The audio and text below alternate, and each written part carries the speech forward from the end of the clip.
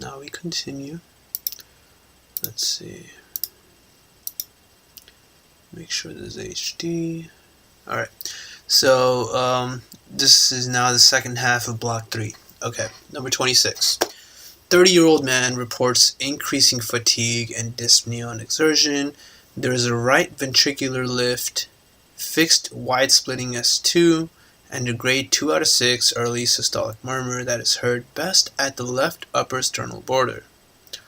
So right here, which of the following is the most likely diagnosis? Okay.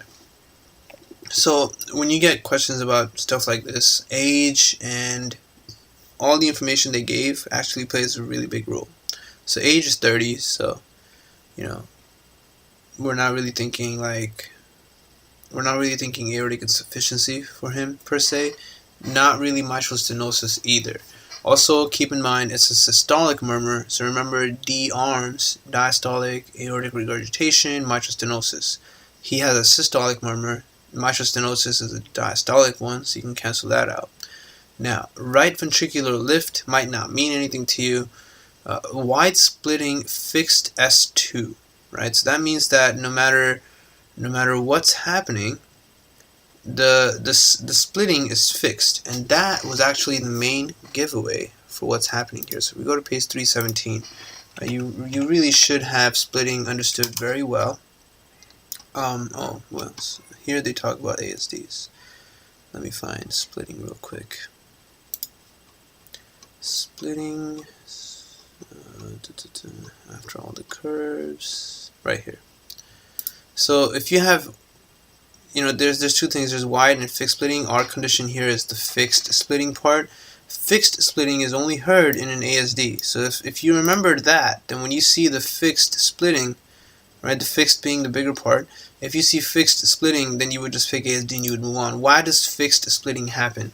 Why does splitting happen? Normal splitting means that when you do inspiration, you have a decrease in intrathoracic pressure and you have more blood coming back to your right ventricle, right? So with more right ventricular filling, you have a higher right ventricular stroke volume. It takes longer for your right ventricle to get empty, so your pulmonic valve closes a little later than it does when you have expiration happening. Okay, so the main concept in normal splitting is when you breathe in, more blood comes into the right heart, so your pulmonic valve is open longer because it takes longer to empty everything from the right ventricle. Done. So what's fixed splitting? Fixed splitting means no matter what you do, breathe in or breathe out, the amount of time it takes for your pulmonic valve to close is the same. Right? There's a decrease in blood going through the aortic valve and an increase in volume of blood traveling through the pulmonic valve. So the pulmonic valve is open longer and the aortic valve closes earlier. Both things end up happening. But the main concept here is that, with an ASD, you have a left to right shunt, right? Blood goes from your left atrium into your right atrium. Because it's easier to send it that way than it is to send blood from your left atrium into the left ventricle. So now you have increased right atrium and right ventricular volumes, regardless of inspiration. No matter what, you're always going to have more volume in your right ventricle. That was why they had the right ventricular lift, right? That's kind of how they're describing it. And that causes more flow through the pulmonic valve regardless of breath, right? You're constantly sending more blood to your right heart regardless of inspiration or expiration, so that causes fixed splitting, and that is what an ASD is all about, all right? On top of that, if we just look at an ASD, it's also diagnosed by doing a similar thing, as you can see in this picture right here, right? They where's the defect in the intra-atrial septum, wide fixed split of S2, right? They gave something into his blood, into his arteries, I guess. Actually, I'm not sure how they made this image occur, to be honest. I'm guessing in this image they actually gave him something into his veins that came back to the right heart, and then it kind of diffused a little bit into the left. But the majority of the blood flow is actually going from the left atrium into the right atrium. All right, so that's one thing. The other thing you want to keep in mind is it's also associated with Down syndrome, so you can also see this at a younger age. And it's distinct from a patent foramen ovale in that the septa are missing tissue rather than unfused. Right, always a difficult differentiation to make. You can often get questions where both answer choices are there, ASD and a PFO. But a patent foramen ovale means that you just have septa that did not fuse. Whereas in ASD, you're actually missing tissue. Right? You're missing a big chunk of tissue. That's about it for that stuff, right? So these are all your left to right shunts. Remember, your left to right shunts have later cyanosis, and they're all 3-letter things: VSD, ASD, PDA. Right? And then Eisenmenger syndrome is a result of uncorrected VSD, ASD, or PDA. So that's it for that stuff. So ASD was the only immediate answer to pick. Anytime you see fixed splitting. 27. A 78-year-old man has had progressive loss of hearing in his right ear over the past year. Bone conduction is better than air conduction in both ears. Which of the following is the most likely cause of the hearing loss? All right, so they didn't waste your time in this question with telling you Rini and Weber test. And we just did otology a couple days ago. So now when they tell you that the bone conduction is better than air conduction, that's a problem, right? That means that you're hearing vibrations through the bone better than you are through the actual ear passage of air waves, right? So then you look at all your answer choices: an acoustic neuroma, a lesion of the cochlear nuclei, loss of hair cells, Meniere disease, or autosclerosis. All right. Now, how do you pick the correct answer here? So autosclerosis is actually just like what it sounds like. And so on Wikipedia, they tell you autosclerosis is a condition where one or more foci of an irregularly laid spongy bone replace part of the normally dense and chondral layer of bony otic capsule in the bone labyrinth. So there's too much bone being made in a very sclerotic manner in your ear, right? That's causing a decrease in conduction of the air stuff correctly. So all in all, the main point is, though, that although you can understand what's happening with this patient pretty well, picking the correct answer is pretty hard here, because you probably never really heard of autosclerosis, and on top of that, this is like a really weird type of conductive hearing loss. This patient has conductive hearing loss, but you can't really figure out why. Loss of hair cells. From what I was able to figure out for this question, I understand that not all of these are things that occur bilaterally. Acoustic neuroma can occur bilaterally. It would be an NF2 patient, but they didn't give us anything for us to really think it's an NF2 patient. And on top of that, in an acoustic neuroma, the actual nerve isn't working anymore, so you're not going to hear better regardless of bone or air. Similarly, if you have a loss of hair cells, again, you're not going to hear better regardless of bone or air, because you just can't hear at all, right? There's actual deafness versus not conducting correctly. And loss of hair cells or an acoustic neuroma, those are things that can cause actual deafness. Similar to the lesion of the cochlear nuclei, which is basically saying cranial nerve 8 injury. So if you have that, again, that's also going to cause you to have full-blown deafness. You're just not going to hear. Autosclerosis and Meniere disease is where it came down to, and you know that Meniere disease is not the one that's related to not hearing correctly. If you forgot what Meniere disease was, it was related to a spinning sensation in your head. So when you go to otology, you see glistoma right here.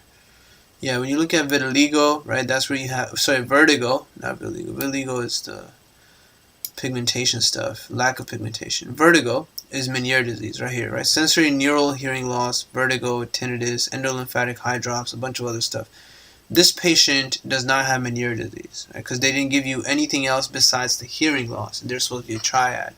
And then you would just pick autosclerosis even though you don't know what that is, right? So the main thing is to understand what each one of these things actually causes. Meniere disease causes vertigo. They didn't tell you that. Loss of hair cells, loss of the cochlear nuclei, or loss of your vestibular neurons because of any one of A, B, or C issues would cause actual deafness, not just a conduction issue.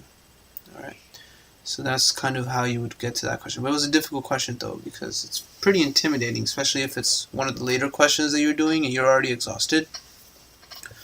28. A 50-year-old woman with idiopathic cardiomyopathy is evaluated by the physician prior to receiving a heart transplant. She immigrated to the USA from the Dominican Republic 20 years ago. Preoperative serologic studies show a positive strongyloids antibody titer. This patient most likely acquired this infection via which of the following modes of transmission? Now, strong alloys is such a low yield topic, but NBME likes picking on rare, low yield things from microbiology. And if you don't remember, strong alloys is the strong guy that actually penetrates through your skin from the soil. Like you probably stepped on something. And if we go to strongyloids, let me see, microbiology, and we're looking right here. Let me see where strongyloids. So strongyloids is strong guy, and where is this guy? And Sketchy Micro does a pretty good job showing you how you can have these guys kind of like get into your system, travel through your gut, then find a better place to settle down into. So strong guy, I believe, was this guy right here. Alright, so he's the strong guy, and this guy, Americanus or whatever, or Americanus, they all have this design on their shirt, right, where something is coming up, then getting ingested again into your GIT, and that's kind of what happens with both of them. Alright, so strong, right here, nematodes, roots of infection, ingested, or Enterobius, Ascaris, Toxocara, Trichinella, and Trichuris, often from just eating pig. Cutaneous, or strongyloids, Ancylostoma, and Necator. Whereas bites are from Loa Loa, Onchocerca volvulus, and Wucheria bancrofti. This is the basic summary that you definitely want to get down because modes of ingestion are often a question, you know. And when we look at our guy right now, Strongyloids stercoralis, autoinfection. Some larvae may penetrate the intestinal wall to enter the bloodstream without leaving the body. Larvae often, right, transmission up here, larvae often penetrate the skin from the soil, and then you see rhabditiform larvae in the feces. Alright, so these things penetrate the skin, go up, enter the intestinal wall, and you end up having autoinfection. It's a really powerful threadworm. Right, so nematodes are pretty annoying, and you can see right here Ancylostoma also does it. Right, Ancylostoma species are Necator americanus. Right, these are hookworms. That's why he's using a hook right here to catch this villain. And they also have the same shirt design for autoinfection. Basically, same kind of thing. Right, larvae penetrate the skin, so you can see it in this guy's foot right here. Right, so weird type of topic to pick on. It really sucks that we do need to know it, but you do need to know it. 29. A 10-year-old boy sustains an abrasion on his left knee. 1 week after injury, epidermal cells cover many areas of the abraded skin. This stage of wound healing is best explained by the fact that epidermal cells belong to which of the following classes of proliferative activity. And then for some reason the student chose stable cells, but stable cells or permanent cells or terminal cells, right, B, C, and D, they're all the same thing, and those are basically your neurons, right? Nerve cells don't divide per se. Transitional cells are not really a stage per se. Transitional is more of a thing that, you know, your bladder is capable of doing. So labile cells are cells that are always multiplying throughout life, in your skin, in your hair, your nails, right? Those are some of your cells that are always multiplying. So it's a pretty easy question in that manner. Man.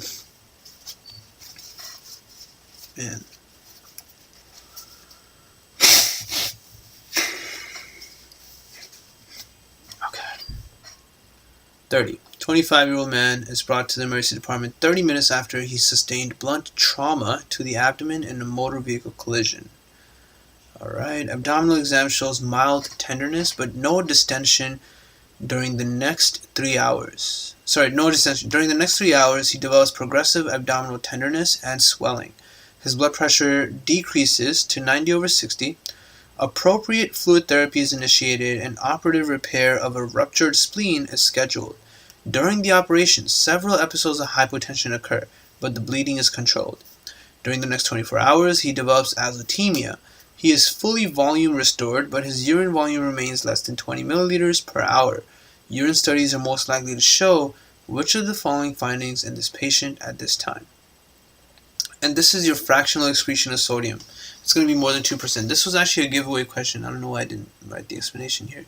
But this is all about azotemia. We haven't done renal in my new playlist, but my old playlist already discussed renal pretty well. So if you look at azotemia, right, azotemia is always going to be about your FeNA, right? Fractional excretion of sodium. And this is formerly known as acute renal failure. We don't really talk about it in that way. Now it's just acute kidney injury, defined by an abrupt decline in renal function as measured by creatinine and BUN or by lack of urine. Pre-renal azotemia, and these are location or positional words. So pre-renal means before the kidney, post-renal means after the kidney. So pre-renal azotemia is due to decreased renal blood flow. You're not bringing enough blood, and that's hypotension. And that's exactly what our patient was having, right? Our patient was having a lot of hypotension because of bleeding. Even though they controlled the bleeding, the episodes of hypertension will affect the kidney and cause pre-renal azotemia. So if you have decreased blood flow, then you have decreased glomerular filtration rate, right? Sodium and water and urea are retained by the kidney in an attempt to conserve volume, right? Common sense. It's not that hard. And once you remember that, you're going to know that your blood urea nitrogen and your creatinine ratio will be high because urea is reabsorbed and creatinine is not. And you're going to have a decrease in fractional excretion of sodium. That's it. Right, so pre-renal azotemia, that's all this patient has.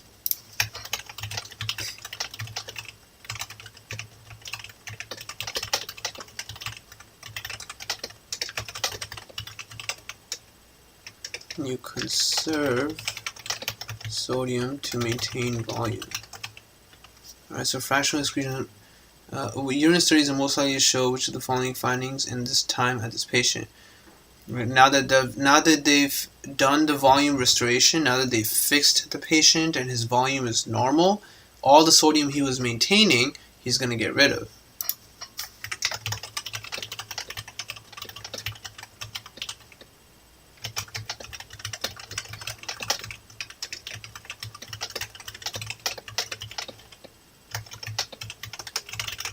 And that's basically it for that. All right.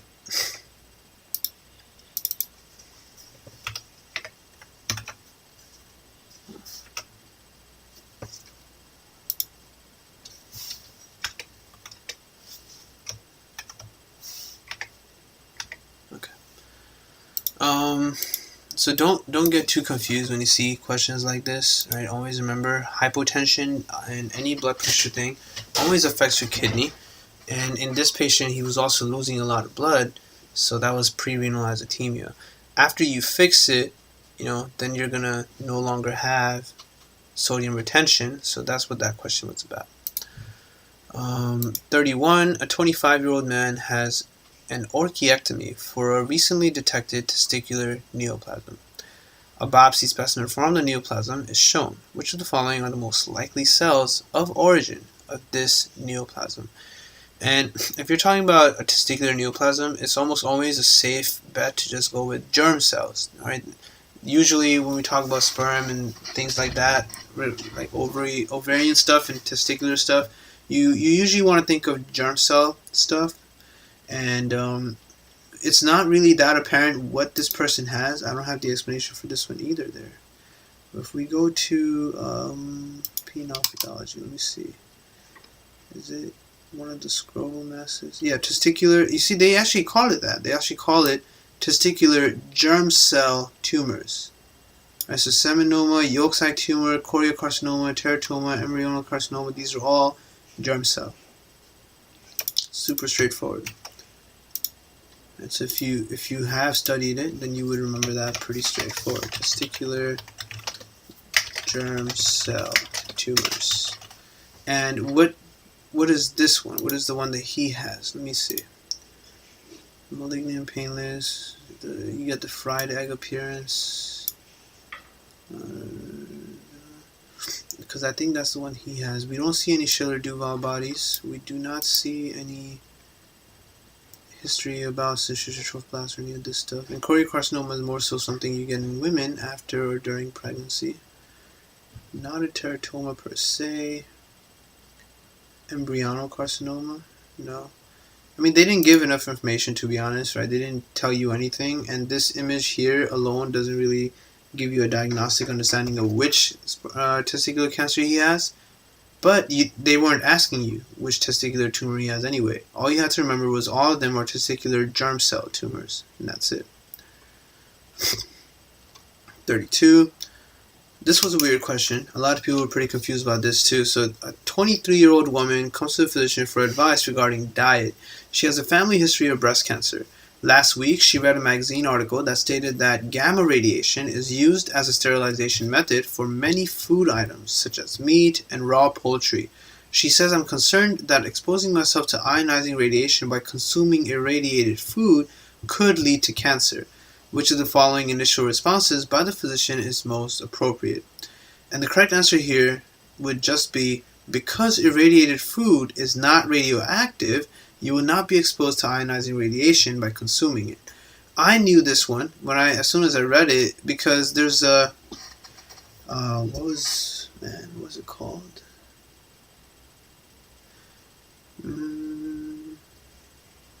I can't remember the name of the game at all for some reason, but there's a game I played where the whole world had basically gone under a really bad war and everything was radiated and there were mutants all over the place and stuff like that. But the food was always safe to eat no matter where you went. You know, there was never an issue with that. Sometimes water was something you couldn't drink in that game depending on where you were, because water was actually radioactive, being a fluid, right? But the food that was found all over the place, you could eat almost anything, anywhere. Radiation from the food was never really a problem. So this was a really weird question. Just making sure you know that irradiated food does not mean that the food is now radioactive, right? Radioactive things are the ones that are not safe to ingest. Food does not necessarily become radioactive just because you used radiation to kill something in it, right? As she's describing, radiation was used for sterilization. That does not cause the food to become radioactive, though, right? Food would become radioactive if you ingested it with if you injected it with radioactive materials. Okay, so that was all this question was really testing you on. Choice A here says, although there is a small increased risk for adverse health effects from consuming irradiated food, it is small compared with the risk of foodborne illness from improper sterilization. Again, answer choice A, although it might be correct, might be truthful, right? It's the wrong response. Because B, first of all, irradiated food is not radioactive, so you have nothing to worry about. It's the completely correct thing to say.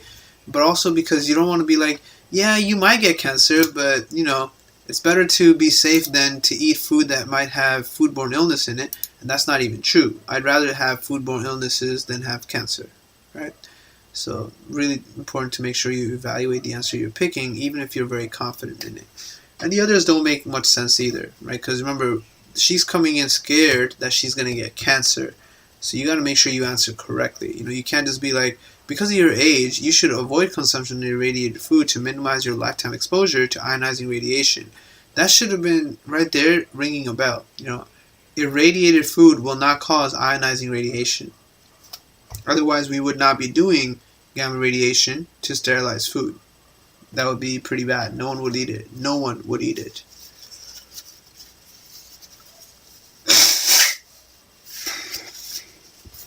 Okay.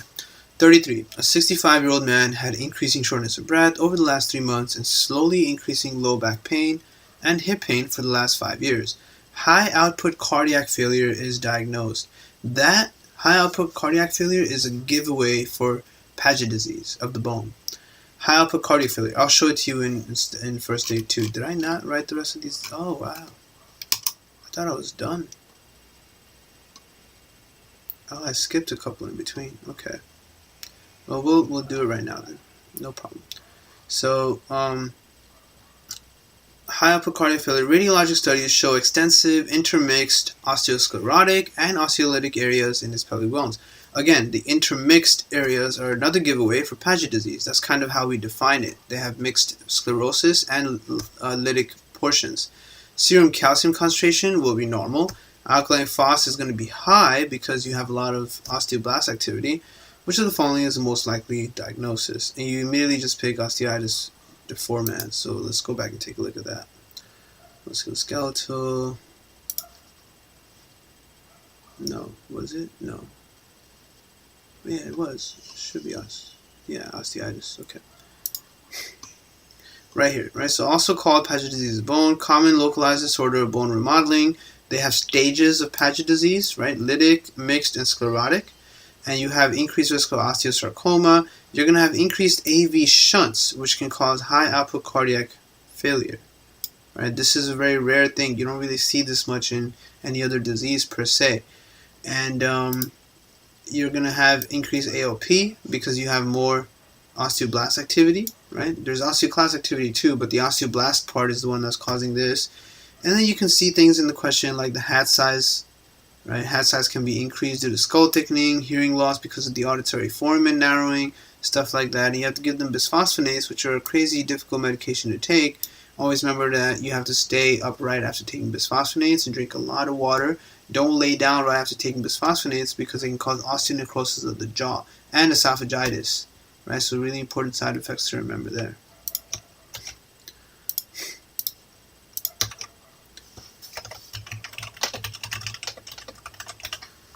I'll write out the rest of that later, but just gotta make sure you guys get it. 34. A previously healthy 45-year-old man comes to the physician because of a 3-day history of left arm pain and weakness.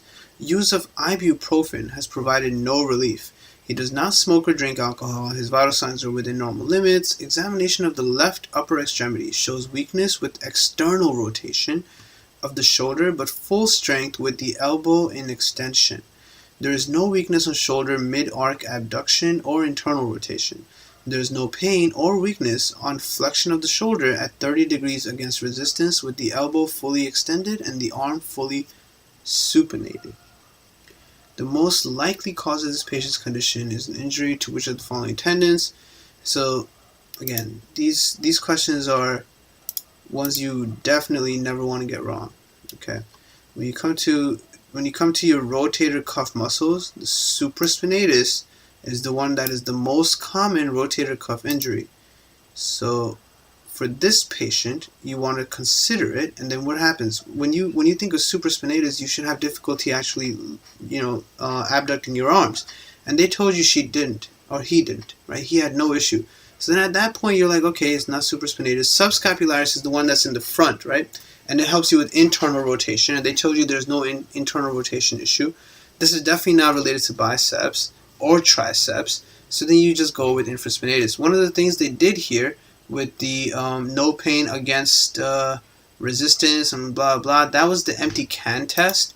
That also tells you something. So this is what they're doing. You see the empty can test kind of thing, right? And then now you're just left with your infraspinatus because the one action this patient couldn't do was about that. They tell you that this patient was unable to do external rotation. And external rotation is kind of like going like you're trying to stretch back and then you're about to like swing forward to hit a ball or something or slap someone. So that was the only thing he couldn't do, external rotation, right? But everything else was fine. So at that point you just pick it. Remember, infraspinatus is for external rotation, right? Supraspinatus is for abduction, and they didn't mention any issues. Remember, they told you up to 30 degrees he had no issues, right? Remember this. Remember your STDs, right? STDs I call it because serratus anterior, trapezius, deltoid, and supraspinatus. These are the muscles that help you abduct your arm so you can reach for the sky. And as you come up, you have different issues. And this is a very high yield table here because this often gets tested. You have to remember the muscle and the nerve, and this just happens to be tested a lot. But in our patient, there was no issue with reaching up. So if you can reach up, supraspinatus is working. But if you can't reach back, external rotation, then your infraspinatus is not working. Teres minor is almost never an answer. Almost never an answer. I want to say it's never an answer for rotator cuff muscles, but I have to say almost never. Okay, but I do want to say teres minor is never the answer for a rotator cuff muscle. And subscapularis is very rare, but this is the one that's inside. It's on the anterior aspect, and it's just a muscle that helps you pull your shoulder forward. But there are so many other muscles involved in pulling going like this, for example, so that almost never gets tested either. So between supra and infraspinatus for a rotator cuff muscle, if the patient cannot abduct their hand and reach for the sky, supraspinatus. If they can't do external rotation, they can't go, put their shoulder backwards, that's infraspinatus. This is the one that's pulling your shoulder externally, outwards. 35, a 19-year-old woman is severely burned over 35% of her total body surface area in a fire. Which of the following is most likely to occur in this patient over the next 7 days? So, increased extracellular volume doesn't make sense. Why would you have increased extracellular volume? If anything, your volumes are all going to kind of decrease, right? You just had a fire.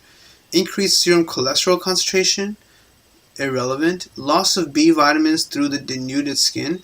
You don't really lose B vitamins through skin, so no. Loss of insulin-dependent glucose transporters. Again, completely irrelevant. So you're going to have an increased metabolic rate, which totally makes sense because they're going to try to fix this. Your body's going to try to recover. She's pretty young. She's 19. Her metabolic rate is going to go up. She's going to try to recover everything that's been burned, and she's really going to be trying to get better. So yes, she'll probably be losing weight as she's recovering in the next few days. 36, a 31-year-old woman comes to the emergency department because of a headache. She's alert and appears anxious. Examination shows multiple contusions on the face and torso. Neurologic exam shows no abnormalities. When asked directly about domestic violence, she says that her husband assaulted her and that she is afraid for her life. So this can actually happen one day. You might actually get a patient that tells you this. She pleads with the physician not to allow her husband to enter the treatment area if he arrives in the emergency department. Within a few minutes, her husband arrives and tells the triage nurse that he is concerned about his wife. He says she's mentally unstable and has been threatening to harm herself. He insists that he be allowed into the treatment area with his wife.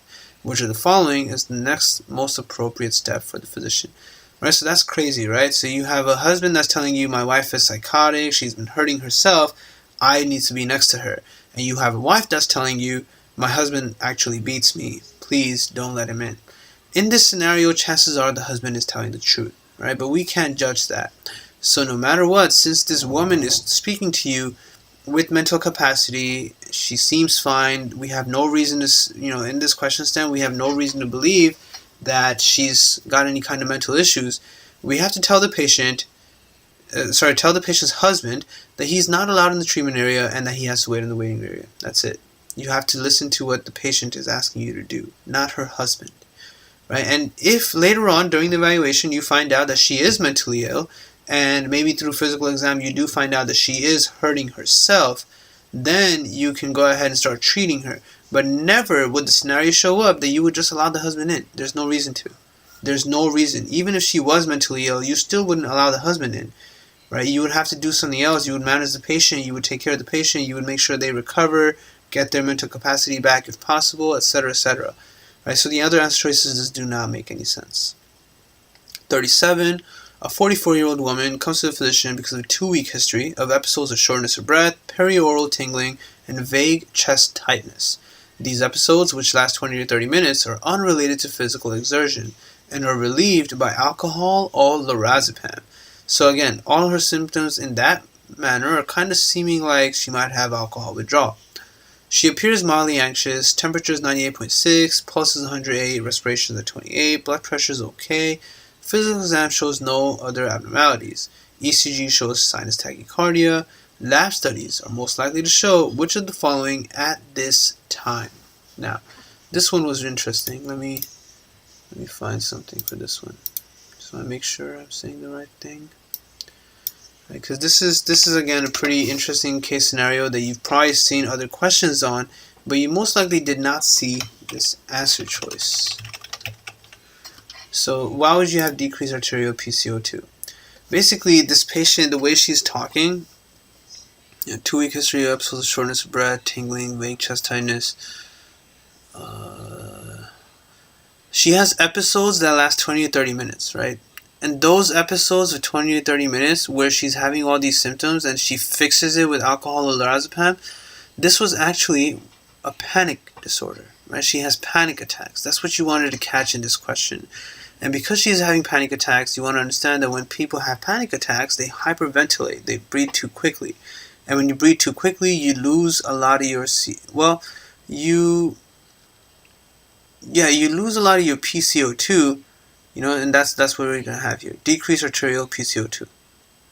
Right, that's it. It was a really straightforward question.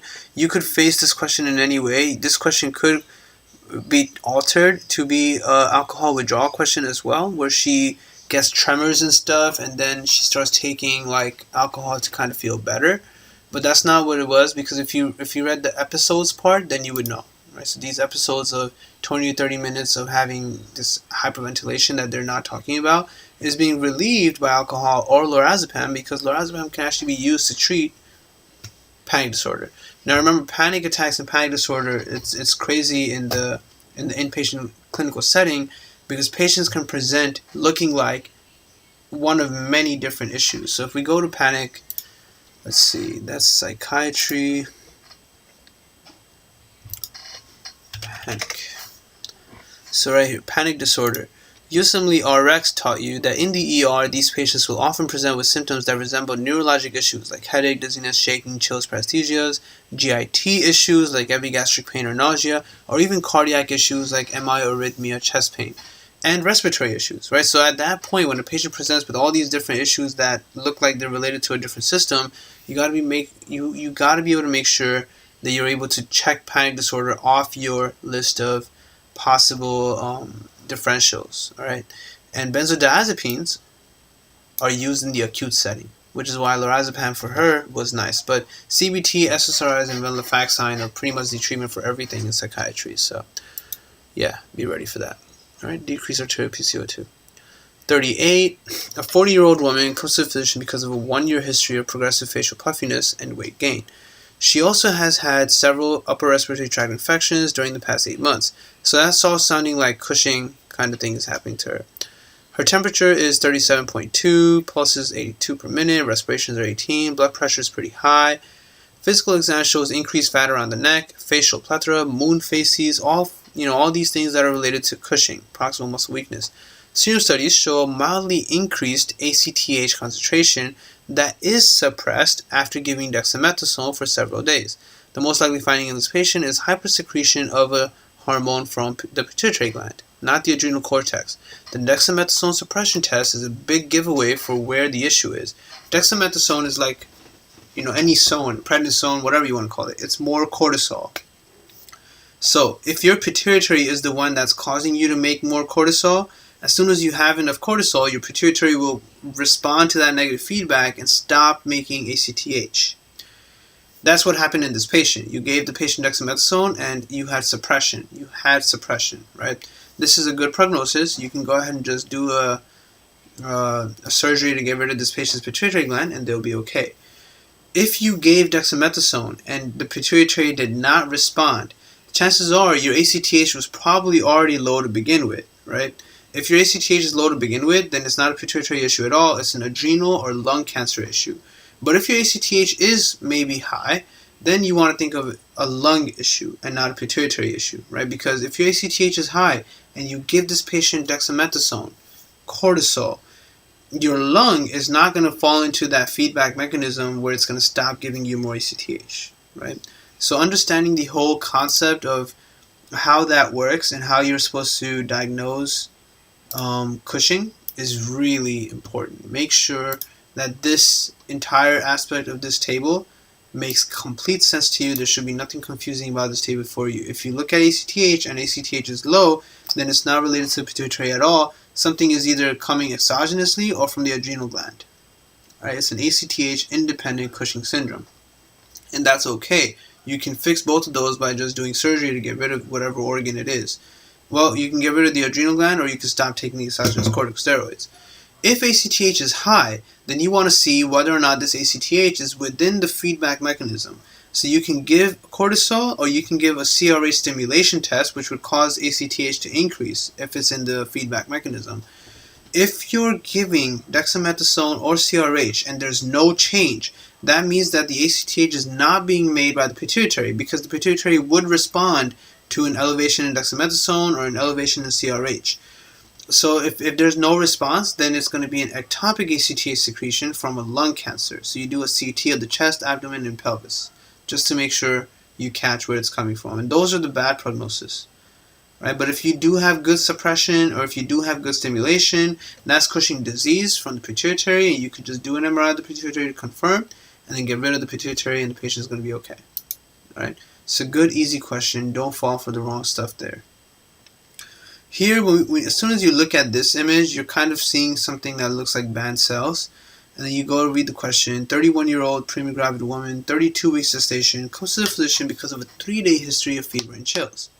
She recently immigrated to the USA from Ghana. She appears drowsy, temperature is high, so she's probably got some kind of infection. Blood pressure is low. Physical exam shows a uterus consistent in size with a 32-week gestation, so she's pretty much close to delivering. Right, just a month more to go roughly, or 2 months left to go. Photomicrograph of her peripheral blood smear is shown. Patient is at greatest risk for which of the following? And you look at your photomicrograph, you're seeing a bunch of red blood cells. A bunch of the red blood cells also have these tiny dots in them, right? And then you have these 3 guys right here. So what's wrong with this patient, right? And you look at your answer choices, and you start wondering, like, which of these is even related to what's happening to her. So it's really hard to figure out what's happening to her, because adrenal insufficiency, diabetes insipidus, hypoglycemia, hypoparathyroidism, thyrotoxicosis, these are all looking very unrelated. But when you look at these red blood cells, right? I mean, I wish the picture was bigger, and I don't know how big the picture actually was when you take the NBME. It might be bigger. You're kind of seeing something that you probably don't recall at all. These little red dots. Remember, your red blood cells should not have anything. All your red blood cells should look something like the ones up here. Something, they should just be homogeneous and clear. So these are actually things that you see in malaria. All right, that's what you're kind of looking at here. And it's a weird topic. You won't necessarily... I don't expect anyone to really get this question wrong, but basically the concept here was that this patient coming from Ghana, right, she recently immigrated from Ghana, she has malaria. These are I think this is called the Maltese cross or something. That's what you're seeing, right? That's what you're seeing. And the hypoglycemia is the answer because, believe it or not, the parasites are going to eat all your sugar, and that's why she's at a risk of hypoglycemia. Also, think about it. She's in America already, so why would she possibly get hypoglycemia? Like, who has hypoglycemia in America? There's so much to eat, so much sugar, etc., etc. That is the sign of an iconic bullshit question. That's basically what you're getting there, alright? So if you look at this image from malaria that I put here, these are your banana-shaped stuff that you're supposed to see in P. falciparum. But you see this red blood cell, it has these little red dots in there. The others don't really have it, but they give it to you over here. That's what we're seeing in our patient. All those little red dots, right? And that's what we needed to catch. That's called your the trophozoid ring. Trophozoid ring formed within the red blood cell. That's what it was. Not the Maltese cross. Okay, the Maltese cross is the one that's for Babesia. Right. And you can actually have both of these infections together too. So make sure you don't mess that up. And the other common thing is since these both come from the Ixodes tick, you can actually have Babesia with Lyme disease at the same time also, and you would see Maltese crosses in a patient with Lyme disease to really confirm that. But our patient has this thing, image A. Right, so those are your ring forms, right? Ring forms inside all of these. All her red blood cells have that. So how would you catch this question? Well, for one thing, you probably wouldn't. But if you would understand that she came from Ghana, and all those weird things in her red blood cells that actually do look like rings, they're all little rings, are a sign of malaria. And what can malaria possibly cause? You look at all your answer choices, and I wouldn't blame you if you wanted to pick adrenal insufficiency. Maybe it can cause shock or something and cause adrenal insufficiency. But other than that, it's just a bullshit answer choice. Alright, so really annoying question. Don't worry about it. Medically unrelated. Total bullshit. Number 40, 54-year-old woman with rheumatic heart disease is brought to the emergency department 45 minutes after the onset of severe shortness of breath. Her pulse is 115 per minute and irregular. Respirations are 24 per minute, and blood pressure is 110/80. Crackles are heard over the lower lung fields bilaterally. Cardiac exam shows a grade 2 out of 6 systolic ejection murmur radiating to the right side of the neck that is heard best at the second right intercostal space. Okay? A diastolic murmur heard best at the apex is also present. An ECG shows atrial fibrillation and left atrial enlargement. There is no ischemia. Which of the following pulmonary mechanisms best explains this patient's dyspnea?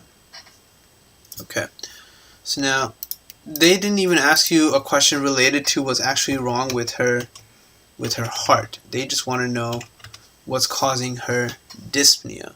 If you look at all your answer choices, there aren't that many that can cause dyspnea. So basically, she has intraalveolar transudates, right? And that's your answer choice D. The patient most likely has heart failure, right, due to the atrial fibrillation, and you can already tell she has left atrial enlargement. All of that's going to lead to increased hydrostatic pressure, and the increased hydrostatic pressure is what's going to cause her to have more transudates. That's all it was. All right. This is not arterial hypertension. That's not why she has all these symptoms that she's presenting with. You never see that with just a simple hypertension question.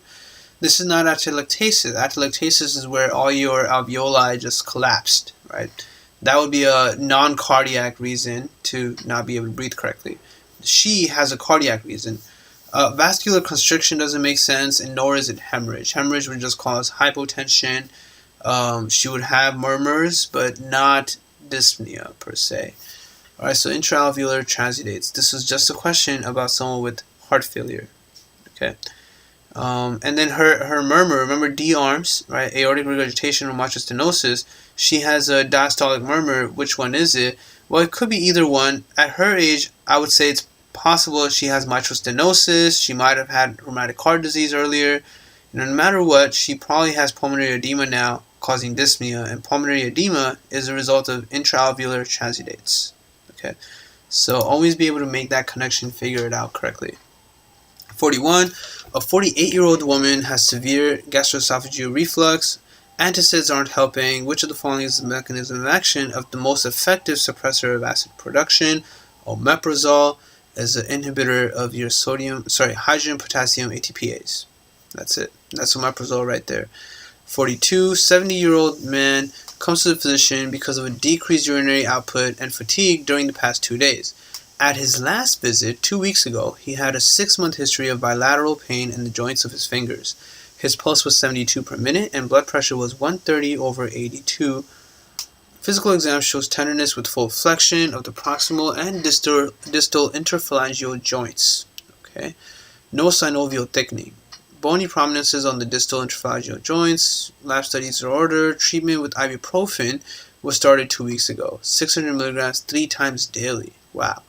Lab studies show the following. Which of the following most likely caused the change in this patient's serum urea nitrogen and creatinine concentrations? Right, so 2 weeks ago it was 15 urea, now it's 70. Creatinine was 1.1, now it's 4.8. What's the problem here? Well, this patient is taking NSAIDs. Right? If you're taking NSAIDs, you no longer have prostaglandins, and prostaglandins are protective everywhere. They're a good thing. So the answer would just be inhibition of prostaglandin synthesis. The other answer choices just do not make any sense. They're not related to, for one thing, increase in blood viscosity, for example, will not cause an elevation in urea, nitrogen, or creatinine. So you can knock that out. Induction of distal tubular acidosis. This is not something that's going to cause acidosis. This patient is just taking ibuprofen. And acidosis of the distal tubular stuff would cause creatinine, but not an elevation of urine nitrogen. Post-obstructive uropathy was irrelevant. There's no reason for this patient to have obstructive uropathy all of a sudden. And precipitation of myoglobin in the tubules. Again, why would you have precipitation of myoglobin in the tubules? There's no reason to have myoglobin in the tubules. Right? This patient does not have hematuria or anything like that. Right? So NSAIDs of this group reversibly inhibit COX-1 and COX-2, blocking prostaglandin synthesis. Indomethacin is in this group too, and it's used to close PDAs. Adverse effects of losing prostaglandins include gastric ulcers, since prostaglandins protect the gastric mucosa. But this patient has an elevated BUN and creatinine because NSAIDs also cause interstitial nephritis, renal ischemia, and aplastic anemia. Right? And remember, we've looked at this page a couple times already, but the last page of renal pathology, the second to last page of renal pathology, talks about all of that. Acute interstitial nephritis, right, related to diuretics, NSAIDs, penicillins, proton pump inhibitors, and rifampin. Acute tubular necrosis, which is going to have oliguria and an elevated fractional excretion of sodium. And renal papillary necrosis, which is also related to NSAIDs. And they're all different from each other. They're all very different from each other. Renal papillary necrosis actually has blood clots coming out into your urine, right? Gross hematuria and proteinuria. often triggered from recent infection. But interstitial nephritis is commonly seen in patients who have been taking long-term NSAIDs, been taking long-term proton pump inhibitors, any of these things, due to a hypersensitivity. Right? Administration of drugs that act as haptens, inducing hypersensitivity. That's basically what's wrong with our patient here too, and that's why he's presenting with these renal changes. 43, an 82-year-old woman is brought to the physician by her daughter because of fecal incontinence for 2 months. And they love talking about fecal incontinence in NBME questions. Physical exam shows no abnormalities, which of the following is the most likely underlying mechanism of this patient's condition. So she's 82, and she has fecal incontinence. You look at all your answer choices. A, ganglionosis in the rectal sigmoid region, that's actually related to Hirschsprung. So that's not what's her problem. Enhanced sensitivity of the anal canal below the dentate line. Enhanced sensitivity would not be the reason she has all this constipation she's presenting with. Hypertonicity of the internal anal sphincter. That one is plausible. And painful hemorrhoids. Again, hemorrhoids don't cause fecal incontinence. It's the other way around. Fecal incontinence and constipation can cause hemorrhoids, right? So would she have hypertonicity of the internal anal sphincter, or would she have decreased function of the puborectalis muscle? Now, I can't remember where I talked about in my book where I mentioned fecal incontinence, but let's see. I think it was here somewhere. Fecal incontinence.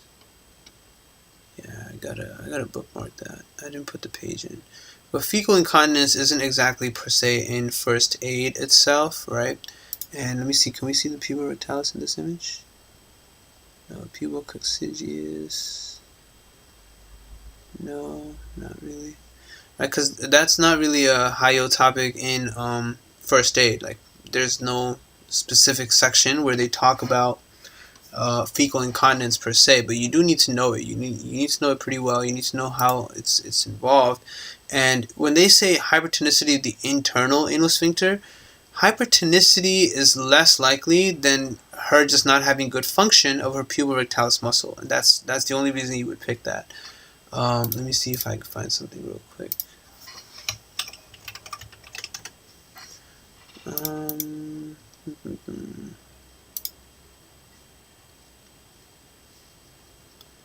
Yeah. This is, oh, okay, cool. I really needed to find this picture because I'm sure a lot of you guys have probably already seen this picture. This muscle is your puborectalis muscle. If you've never seen this muscle in any commercial before, then you've probably never seen the commercial of this weird thing that, businesses made, where it's like a little stool that you're supposed to put your feet on while you're on the toilet, so you can elevate your legs, and it's apparently supposed to put you at the best angle to be able to poop correctly. That stuff is pretty unreal. It's fake. It doesn't really work. It's just a business scheme. But this is a real muscle, though. It is a real muscle. It does hold your rectum like that. And if you have decreased function of it, it can actually end up pulling your rectum up for too long and not let it actually get into the right angle for you to actually defecate. Right? So that's your puborectalis muscle. Right? It's named perfectly because the pubo part is because it's actually connected to the pubic bone, and it's rectalis because it's holding the rectum up. So interesting muscle, really important to know, worth knowing. Businesses are using it to actually market things, and it's a real thing. You can have decreased function of that muscle causing constipation in the elderly. Right? So fecal incontinence.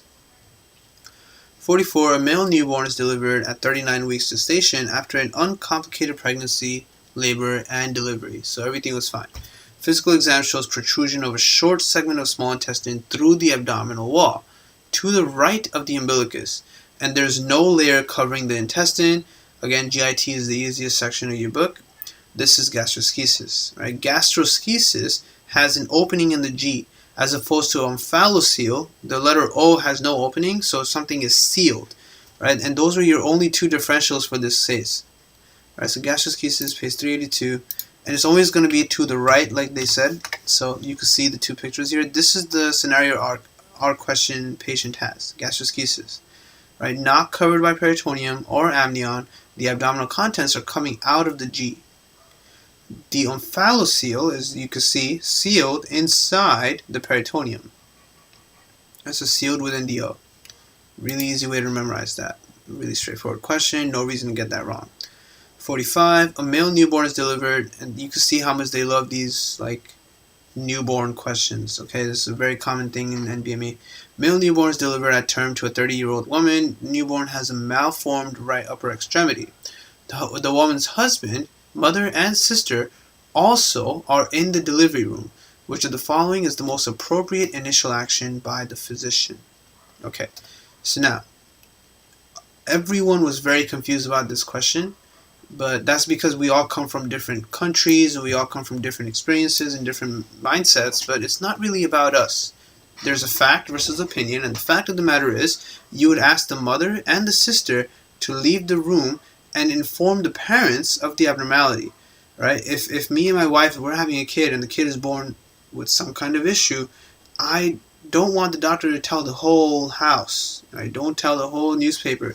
Just tell me and my wife, because it's our kid, right? That's how you want to see it. It's your kid, not your mom's, not your sister's, not anything like that, right? You can see this student chose immediately inform the entire family of the abnormality in the delivery room, which actually might be something that happens, right? Someone might actually keep doing that, and you might actually offend the mother and dad that you did that. And I'm sure a lot of doctors will do this in the future too, but the correct thing to do was answer choice A. Tell everybody to leave. Nothing's wrong, just leave, get the fuck out of here, and then you tell the parents, hey, so your son was born with this. Up to you how you want to tell your mother and your sister and all that stuff, but this is how your child was born, whatever the abnormality is. Alright, so really important to remember that. Really interesting, touchy topic though. A lot of people had very mixed feelings about it, but the fact is still a fact. You do what answer choice A says. 46. A 14-year-old boy with a tibial fracture is fitted with the leg cast and progresses satisfactorily for 6 weeks. 1 week after the cast has been replaced, he has pain and numbness in the foot of the casted extremity. Very common scenario. Very, very common scenario. There is decreased sensation of pinprick on the anterolateral aspect of the leg and the dorsum of the foot. The most likely cause is nerve compression by a tight cast at which of the following sites? The neck of the fibula. That's it. That's your common peroneal nerve. And how do you know that? Is because you had the PED issue. The common peroneal is for PED, P-E-D, peroneal, everts, and dorsiflexes. And cessation of the lateral leg and dorsal foot via the superficial peroneal.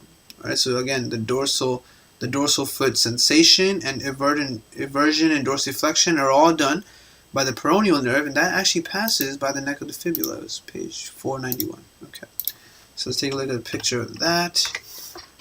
So you can see this image that I put right here, right? You have your common peroneal nerve going by the neck of the fibula, and if you have a tight cast on, it can squeeze that nerve, okay, and you get issues. And you definitely want to make sure you remember PED, peroneal, everts, and dorsiflexes, and you would have, it also provides a sensation to the dorsum of the foot. Whereas your tibial is for tiptoes, right? Tibial inverts and plantar flexes. If injured, you cannot do tiptoeing. Alright, so your tibial is for tiptoeing, but if it's injured, you can't do it anymore. And that's basically it. Okay, so between the two toes right there, you have your deep peroneal, you have your superficial peroneal sensation, and your common peroneal on the lateral leg. Right there. This is also saphenous nerve, medial leg. Alright, it's a good little topic right there. Don't get mistaken. Very difficult things to memorize, but the more times you look at it, the better you get at it. But this question scenario is not difficult to memorize, and this clinical picture is a pretty common one. 47. A 24-year-old woman comes to a physician because of a 2-week history of small purple spots over her legs. She feels well otherwise. So small purple spots over her legs sounds like purpura. 3 months ago, she underwent splenectomy for immune thrombocytopenic purpura. Her temperature is 99.5, pulse is 60, which is slow, respirations are 14, blood pressure is normal. Physical exam shows a well-healed surgical scar. Lungs are clear. Cardiac and abdominal exam shows no abnormalities. Lab studies, not too bad. And then they go on platelet counts done preoperatively, 1 week postoperatively, and 6 weeks postoperatively were 20, 100K, and 220K, respectively. So postoperatively, the platelet count has been increasing. Today, a peripheral blood smear shows normal erythrocyte morphology and no hollow-jolly bodies. A peripheral blood smear done 6 weeks postoperatively showed the presence of hollow-jolly bodies. Which of the following best explains this patient's current lab findings? And this is the weirdest thing, and no one would probably get this right, but if your understanding was strong enough, you'd be able to knock out the other answer choices and then pick A. For example, you can definitely knock out acute lymphocytic leukemia. She does not have that. She does not have leukemia. Her leukocyte count is 10,000. Heparin-induced thrombocytopenia does not make any sense. They didn't even mention heparin or antibodies. Post-operative sepsis. Sepsis does not present in this manner. Right? Sepsis would have had other issues, and they didn't mention anything about sepsis. Her blood pressure is fine. Right? Her pulse is a little slow, but everything else is okay. Primary megakaryocyte deficiency. If you have a deficiency of megakaryocytes, you wouldn't be making platelets. So you knock all that out, and then you just pick A. This is pretty much NBME bullshit again, but in all reality, it's the only viable answer choice considering everything was okay post-splenectomy. Then all of a sudden, everything was being killed again, as if the patient had a spleen once again. Okay, so that's where things happen. Because look, today, lab studies today show platelet count of 25,000. But post-operatively, right, platelet counts done preoperatively and post-operatively, you can see post-operatively it went up to 220K. So something started killing her platelets again, and the only answer to pick for that was that she must have an accessory spleen, which is apparently a real thing. So if you thought it was a fake bullshit answer, well, it's not a fake bullshit answer, it's a bullshit question. 48. A 70-year-old woman comes to a physician because of a 3-month history of increasingly severe pain of her joints. She says that her fingers have become so stiff that she can no longer play the piano. Physical exam shows rheumatoid nodules underneath the skin close to the joints of the elbows and hands. The immunologic mechanism of this patient's inflammation is most similar to which of the following? Okay, so this is a comparison between diseases. She clearly has rheumatoid arthritis, right? And that rheumatoid arthritis is a type 3 hypersensitivity, in case you didn't know. Osteoarthritis is not, but rheumatoid arthritis is. Why? Because you have IgM against the IgG Fc region. Right? So there's an antibody and complex all being involved. Serum sickness was the only answer choice here that's also a type 3 hypersensitivity, with antibodies to foreign proteins leading to antigen complexes and complement activation. So that's what this question was trying to teach you. Very few people got it right. Most of the students I worked with couldn't really see the connection there. So make sure you remember, rheumatoid arthritis is a type 3 hypersensitivity. So if we go to rheumatoid arthritis, right, they don't actually straight up write it on the page, right? It doesn't say type 3 hypersensitivity anywhere. So you got to make sure you know this, right?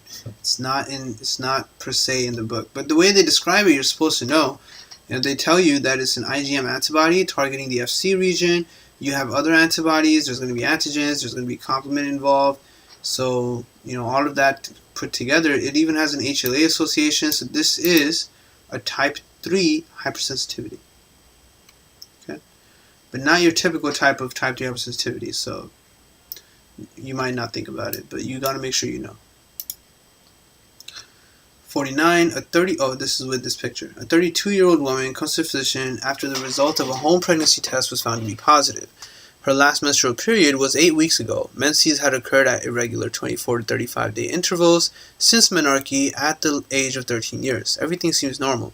Transvaginal ultrasonography confirms a single viable intrauterine pregnancy with an embryo that dates to 8 weeks from the last menstrual period. A single transaxial ultrasound image of the uterus is shown. The arrow indicates a cystic structure. Which of the following best describes this structure? Again, if it's a cystic structure, it's a fluid-filled structure, at which point you could only pick yolk sac. That's it. The rhomencephalon would be on the actual fetus, so just get rid of D. Right? Rhomencephalon is a part of the fetus. The black hole that the fetus is floating in is the gestational sac, so get rid of C. Now, I wrote this. So now I'm no ultrasound expert, but I know that the amniotic cavity eventually expands to fuse with the chorion, thereby eliminating chorionic cavity. Right? So there's no such thing in this ultrasound. There's no chorionic cavity. In terms of where the amniotic cavity is shown in this image, I'm not sure, so maybe someone can help, but this leaves the yolk sac, which typically appears within the gestational sac about 5.5 weeks. Right, so that's basically what I put together when I explained this. But it was pretty easy for me to understand this in the sense that they literally called it a cystic structure. And this seems like a normal pregnancy. There's nothing wrong. It's not like a molar pregnancy or something. And it's stuck up there, and it's going to be feeding the baby. That's your yolk sac. That's what it is. Alright? Not the gestational sac for sure. Last question for block 3. A pregnant 28-year-old woman is found to have symmetrical enlargement of the pituitary gland on MRI performed for head... Sorry, what am I reading? A pregnant 28-year-old woman is found to have symmetrical enlargement of the pituitary gland on an MRI performed for head trauma. So they found it by mistake. Which of the following cell types accounts for pituitary enlargement? And you know that most of your pituitary enlargements are prolactinoma, so just put lactotrope. I don't know why you would pick anything else. Pituitary adenoma, the most likely type is prolactinoma, lactotropes. Somatotropes, growth hormone, acromegaly. Corticotropes, ACTH, would have Cushing. Thiotrope would have hypothyroidism, and gonadotrope would have some dysfunction with sexual development. And they didn't give you any of that. This was just a question about what's most common. Alright, so that's it for that. In the next video, tomorrow noon, we'll do block 4 and wrap up NBME 23. And then I'll announce later on the next NBME I'll do will probably be NBME 18 because a lot of people have been asking about it. Alright, thank you very much for joining. Keep studying, and I'll see you guys later on.